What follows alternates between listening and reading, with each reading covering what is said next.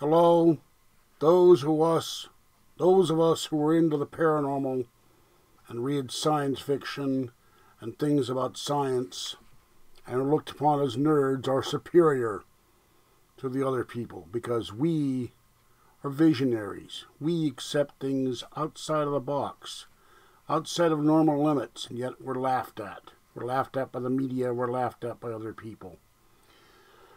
70 years ago, A. Van Vogt wrote a story about slans, and fans took that up as fans were superior to others. And I got to get this thing off my head. It was just to make a point. I don't know how aliens or other people can... hope I can get this off my head. Whew.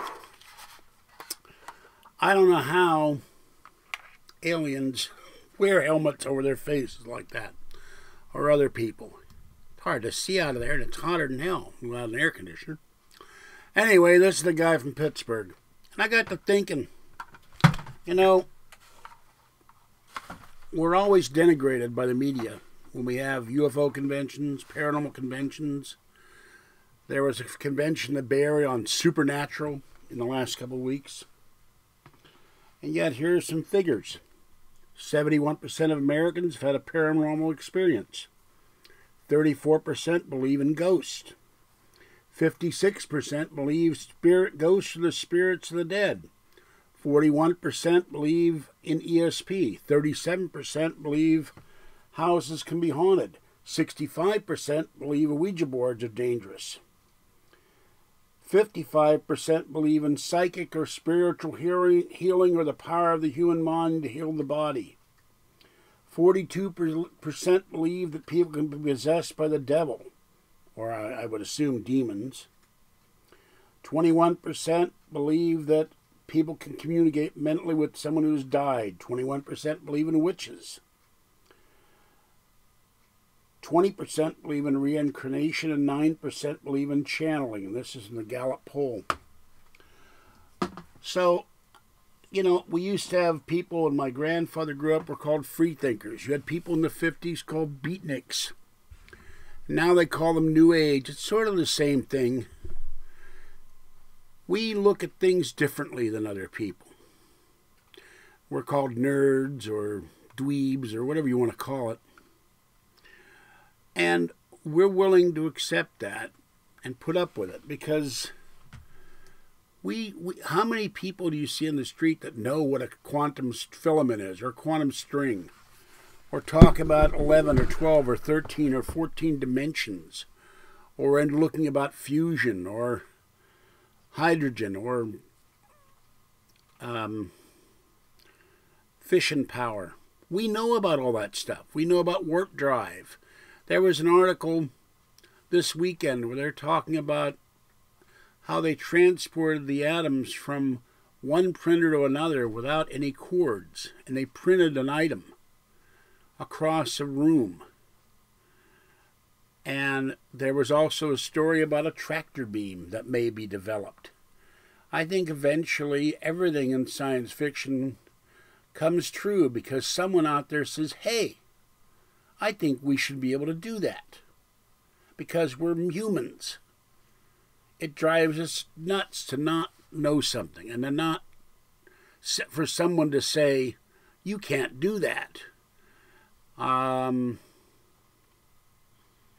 1910 or so, they said that Barney Oldfield, when he was trying to set a land speed record, would burn up from the friction when his car hit 60 miles an hour.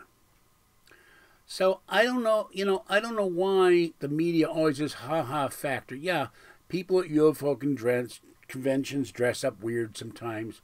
Star Trek conventions, Star Wars conventions, furries. But that's a small segment of the paranormal population. 100 years ago, people were into seances. In Houdini's time, he was trying to debunk false mediums, while Arthur Conan Doyle was supporting fairies. And things haven't changed much. But now the paranormal has exploded in radio, TV, film, music, the arts. It's everywhere. So I don't think I think the minority is winning. The majority out there that don't read, that don't investigate, that don't question, I think they're losing. I don't think we're turning into superior beings, but I think up here we're superior because we're willing to suspend our disbelief and say, I think this is happening, or I think this could happen. And as for the skeptics, they think everything has a rational explanation, and if it's not provable in the lab, it doesn't exist. Yet even websites out there that say UFOs exist, something is being seen out there. We just don't know what the hell it is. And I noticed that even on the old Project UFO series, at one point they said in one episode 30% of Blue Book's cases were unexplained. And I like George Norrie's Blue Book segment the other night. I didn't hear the whole thing. I'm going to re-listen to it. So I think a kind of a pendulum has swung to our side. And I don't know what it means for the future, but more and more people are into the occult, the strange, the unusual, the unknown. And we're all taking that one step beyond. And some people are too afraid to take that tiny little step and move from their little paradigm that says this can't be happening because I can't prove that it's happening.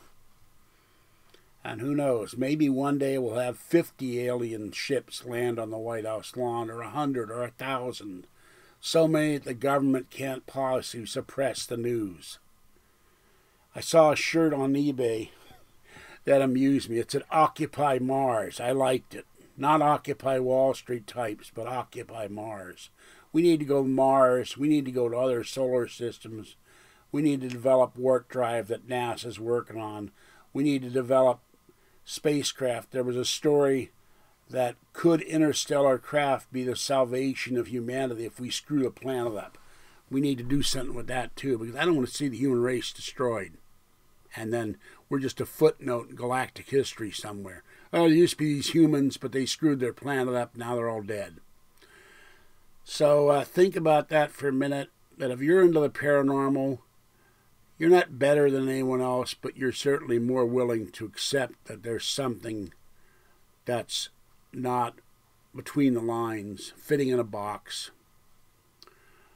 or you're willing to accept that science doesn't have an answer for everything. And science may have the answers one day that will prove us all right. We may go out to the stars. Not in my lifetime or yours, but 50 years, 100 years, you might have warp drive. And who knows, if we have warp drive, they might come back in 3 years while we're all 20 years older and say, hey, we've met the aliens. They might find out the aliens are us from 100 or 200 years in the future. They've colonized some star out there. Okay, that's all I have to say, but I've been thinking about that a lot. This is the Guy from Pittsburgh, Free Art Bell, and I'll catch you next time. Bye-bye.